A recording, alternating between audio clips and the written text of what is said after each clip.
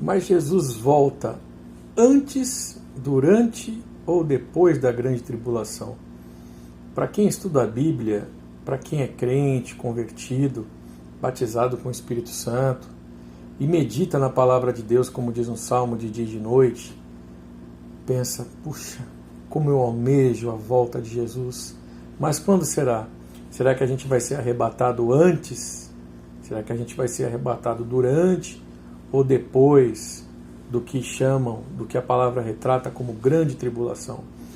Veja, em Mateus capítulo 24, versículo 29 e seguintes, a palavra nos fala, Jesus ali, ele fala de uma série de eventos e ele diz que após a aflição daqueles dias, o sol escurecerá, a lua não dará sua claridade e as estrelas cairão do firmamento, então aparecerá o sinal do Filho do Homem e todas as tribos da terra se lamentarão e verão o Filho do Homem vindo com poder e glória. E ele enviará os seus anjos a reunir os seus escolhidos de uma ou outra extremidade dos céus. Também, em 2 Tessalonicenses capítulo 2, o apóstolo Paulo diz, porque muitos achavam que Cristo já teria voltado naquela época de Paulo, ele diz, não se mova facilmente o vosso entendimento, como se o dia do Senhor já fosse agora, porque tem algumas coisas para se cumprir. Aí ele cita um sinal, que teria que aparecer a apostasia, o filho da perdição, aquele que se levanta contra tudo que se adora, o anticristo. Ele relata ali a figura do anticristo. Então, existem alguns sinais, né, que nos levam a ter esta dúvida se Jesus volta antes, durante ou depois, porque nós sabemos, por Apocalipse, a carta de Apocalipse, capítulo 13, fala que virá um líder que será o anticristo, que vai instituir uma marca na mão direita ou na testa, no qual ninguém vai conseguir comprar ou vender sem ter essa marca. Então nós sabemos que são uma série de sinais. E fica aquela dúvida, mas será que a igreja é levada antes? Será que é levada durante? Ou ela é levada depois? Eu vou compartilhar com você a minha impressão. Porque assim como você, eu almejo muito a vinda do Senhor, e estar com Ele e ficar liberto deste corpo de pecado, ter a estatura de varão perfeito e não me preocupar mais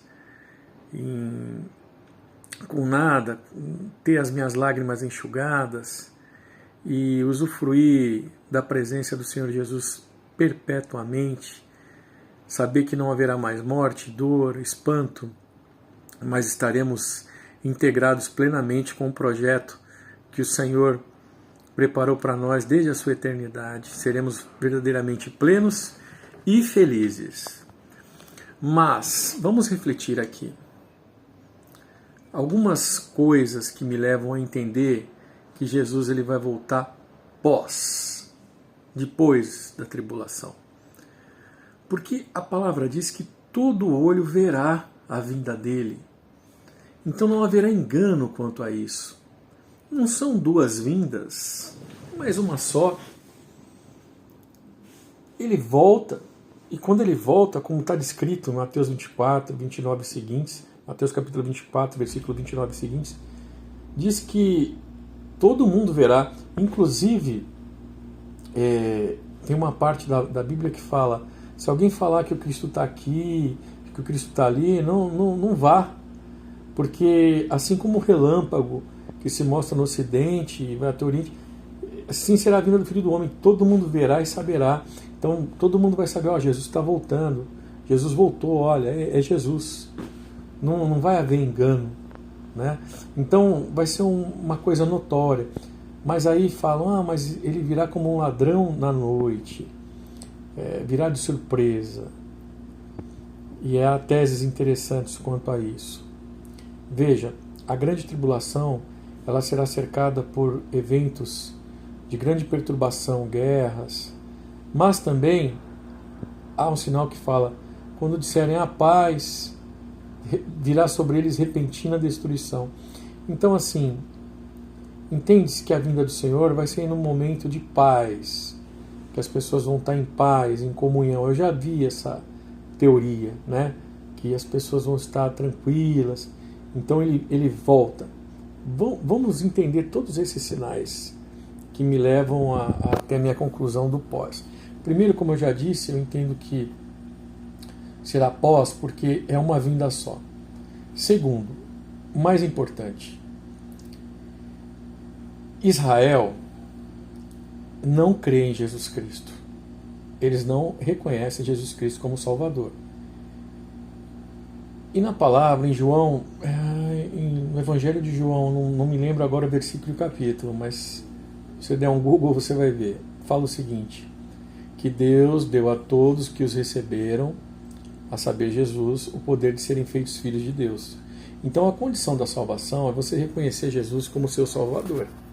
Quem não reconhece não tem salvação. Israel não reconhece.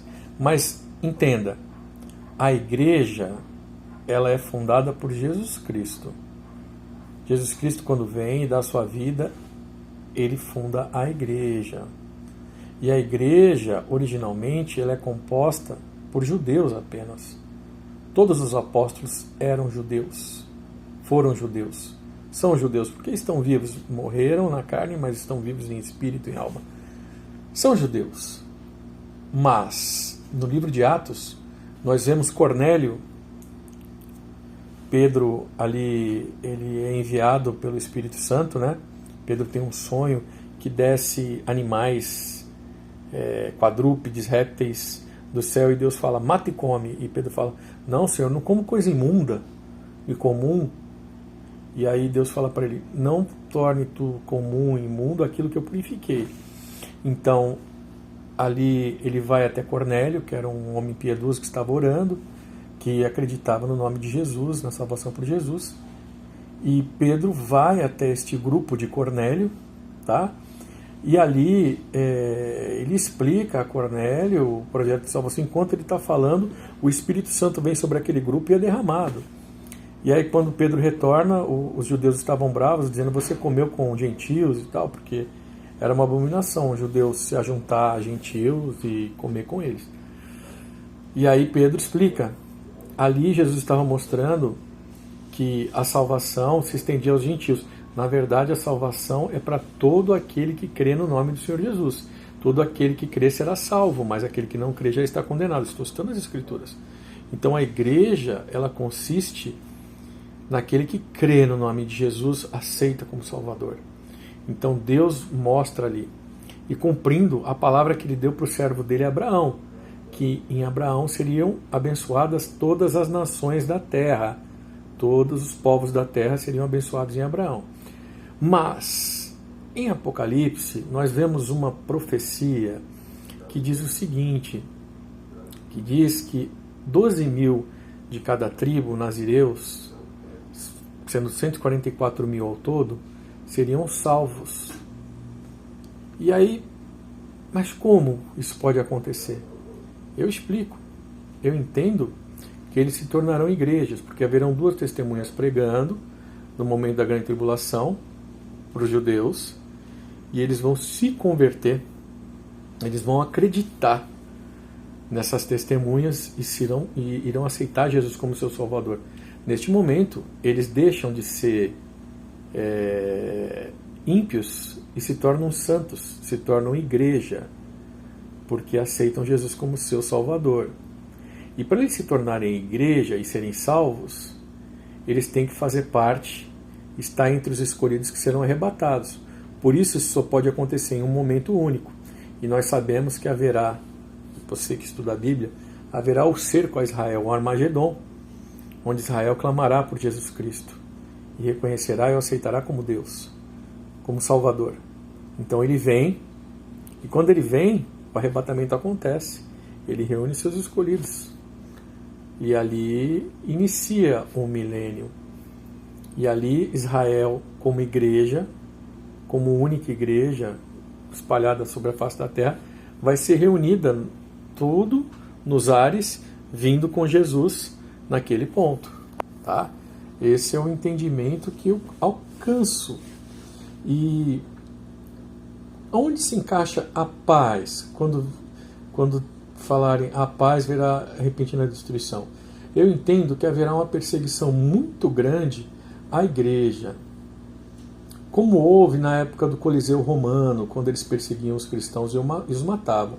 E a gente sabe que a igreja só cresceu nessa época, porque as pessoas viam e falavam, esse testemunho é verdadeiro, porque bastaria eles negarem a Jesus que eles estariam livres, mas eles morrem, é porque isso é verdade. E as pessoas se convertiam em massa.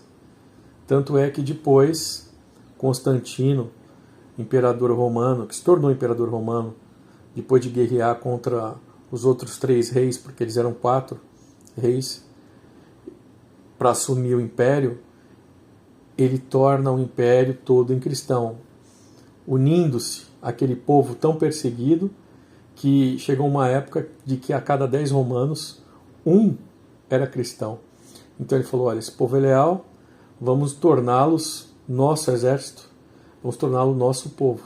E aí quando ele aceita esse povo, justamente ele passa a reconhecer os apóstatas, né? Aqueles que eram negados e perseguidos, aqueles que eram perseguidos e negavam o nome do Senhor, apostatavam, sendo inseridos dentro da igreja, aceitando-o. E houve uma racha na época na igreja, porque não foi aceito. Então aquela igreja tão perseguida, 300 anos, que só crescia, foi destruída quando se tornou Império Romano. Se tornou a igreja católica para todos, apostólica dos apóstolos, e romana de Roma, sobre o governo de Roma. Política e religião. Constantino se tornou o líder da igreja. Aí ele destruiu, trouxe a heresia.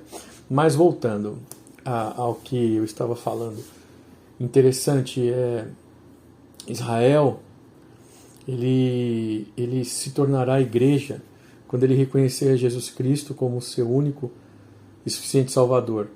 E a perseguição será tamanha, como diz nas Escrituras, que as pessoas elas vão ser mortas, vão ser presas. E isso será a pregação do Evangelho a toda criatura, porque todo mundo vai falar, ué, mas basta o cara negar que Jesus é o Filho de Deus, que o anticristo é realmente Deus, porque ele trouxe a paz, ele fez o terceiro templo em Israel, ele acabou com as guerras, ele acabou com a fome no mundo. Então, ele é o cara das ideias, o cara que trouxe o sistema único, a moeda única, não tem mais roubo, não tem mais crime, é o cara que acabou com a crise, é o iluminado, é o Cristo. Não, ele é que tem que ser adorado. E aí vai ter um povo que vai falar, não, Jesus é o Filho de Deus, Jesus é Cristo, não é esse cara não. Esse povo vai ser preso, vai ser perseguido, porque não vai aceitar a marca da besta. Vai ser morto. Seremos mortos por isso, pelo testemunho de Cristo. E ali em Apocalipse 14 fala, bem-aventurados os que são mortos, descansam das suas obras e seus trabalhos os seguem. Glória a Deus. Mas, meu irmão, chega aquele conflito de interesses, né? Aquele pensamento. Como isso vai poder acontecer se ele fala que nós seremos livres da hora da tribulação? Eu vou explicar. Como é que a gente vai ser livre da hora da tribulação? Pedro negou a Cristo 3 vezes, mas mais adiante, quando ele é morto, ele fala, não sou digno de ser crucificado dessa forma, me faça ser crucificado de cabeça para baixo. Isso está nos registros históricos. Não está na Bíblia, mas está no registro histórico. A gente sabe que todos foram mortos. Jesus, ele passa na cruz sozinho, ele fala, Pai meu, Eli, Eli, sabachthani, lama sabachthani. Deus meu, por que me abandonaste? Jesus passou sozinho porque ele tomou nossos pecados. E Deus abandona, porque Deus não tem comunhão com o pecador. Ali ele se torna você e eu pecador. Ali ele nos concede a graça. Glória ao nome dele. Ele passou só. E era por isso que ele tinha medo e pediu, se possível, passar o cálice, mas não era. Porque ele iria se desligar de Deus. Mas, eu e você, nós não estaremos sozinhos. Como Paulo disse, quando estou fraco, estou forte. Você, como servo do Senhor, já passou por muitas situações difíceis na sua vida. E são nesses momentos que você sente a mão de Deus, a sabedoria, o discernimento, o livramento, os anjos do Senhor acampados ao teu redor. No momento que você é esmagado, você mostra o que tem dentro. A fé em Jesus Cristo. Ou não. Porque a obra de palha será queimada, mas a de ouro florescerá. Bem-aventurados os que são mortos, descansam nos seus trabalhos, suas obras os seguem. Neste momento haverá o arrebatamento. Mas entenda, neste momento vai estar acontecendo uma outra coisa em Israel. O anticristo vai trazer a paz global, a construção do templo, do terceiro templo, todo mundo contente, menos os cristãos que estão sendo perseguidos. O judeu não acredita em Cristo, não tem perseguição para ele. Perseguição com ele vai começar quando ele se recusar a reconhecer o anticristo como o filho de Deus. Aí acontece. Mas interessante que Deus vai levantar 2 profetas no meio de Israel para pregar o nome de Jesus, profetas que não poderão ser mortos, que farão grandes sinais, os sinais que foram feitos no Egito, e vai deixar o mundo alvoroçado, porque eles vão tentar esconder, mas o povo de Israel vai estar vendo este espetáculo, a praça pública, abominável para o mundo. A palavra diz que terá poder, eles terão poder para quem tentar os matar, eles vão poder matar aqueles homens, as 2 testemunhas. E vão falar que Jesus é o Filho de Deus, e vão pregar ali abertamente para os judeus. E muitos vão crer neles. Os que crerem vão se tornar a igreja, meus irmãos.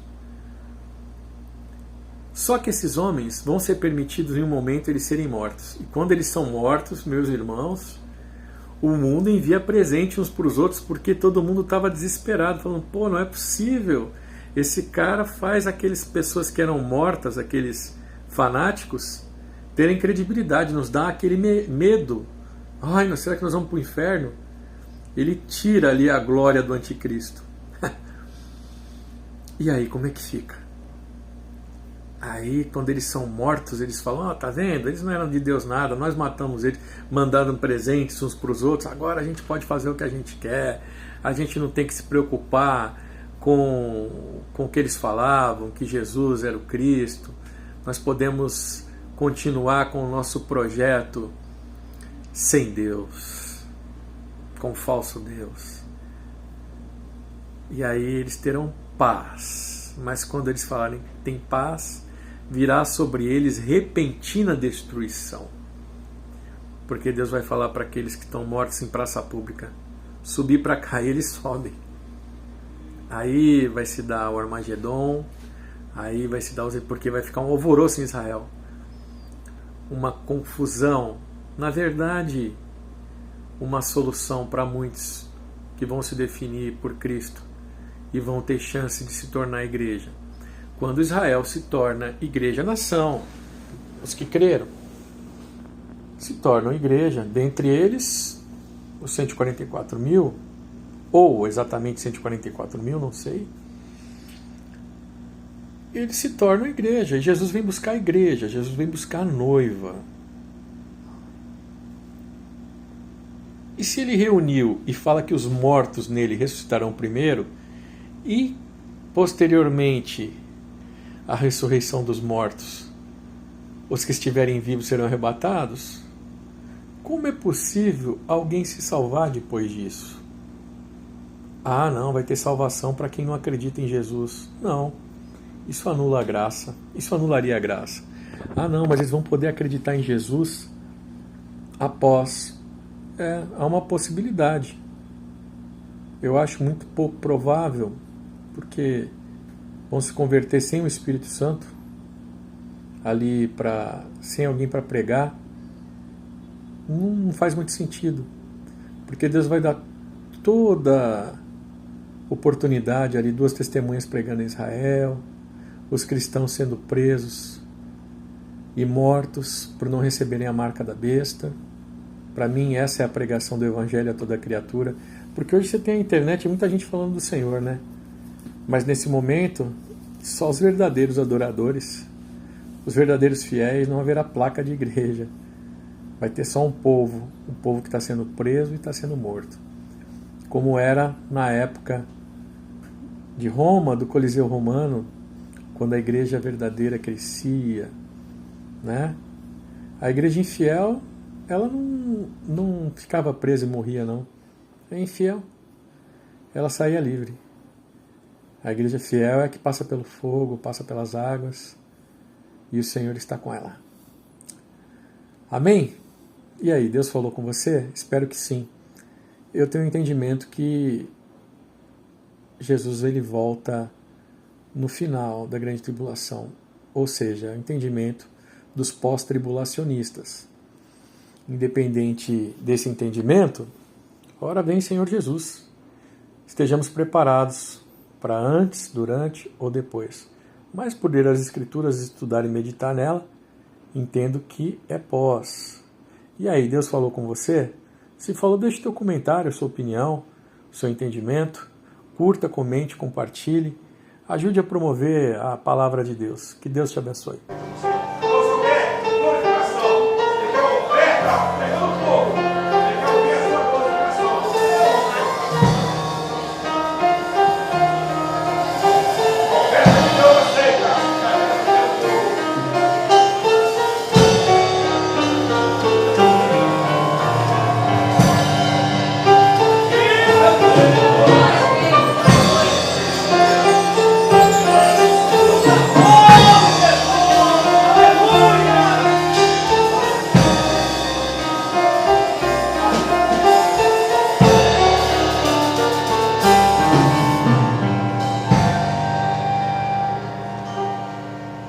Resplandece.